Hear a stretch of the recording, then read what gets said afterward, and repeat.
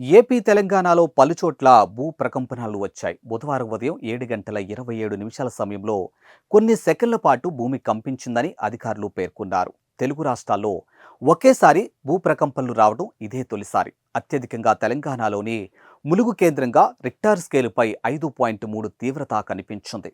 ఎప్పుడైనా అక్కడక్కడ భూ ప్రకంపనలు రావడం చూసాం, కానీ ఇలా తెలుగు రాష్ట్రాల్లో ఒకేసారి చాలా చోట్ల భూమి కదలడం భయానికి గురిచేస్తుందని ప్రజలు చెబుతూ ఉన్నారు. 1969లో భద్రాచలం పరిసర ప్రాంతాల్లో దాదాపు ఇదే తీవ్రతతో భూకంపం కేంద్రాన్ని గుర్తించారు. సుమారు 50 ఏళ్ల తర్వాత నేడు ఆ తీవ్రతతో ప్రకంపనలు వచ్చాయని భూగర్భ శాస్త్రవేత్తలు తెలిపారు. భూమి పగుళ్లలో ఒత్తిడితో స్థానచలనం జరిగి ప్రకంపనలు వస్తుంటాయని వెల్లడించారు. హైదరాబాద్, భద్రాచలం, ఏటూరు నాగారం, ములుగు తదితర ప్రాంతాల్లో జోన్ 3లో ఉన్నాయని అన్నారు. ఇక జోన్ 5లో ఉన్నటువంటి ఉత్తర భారతంలోని ప్రాంతాల్లో పోలిస్తే మన దగ్గర తీవ్రత తక్కువగా ఉంటుందని, ప్రజలు భయాందోళన చెందాల్సిన అవసరం లేదని అన్నారు.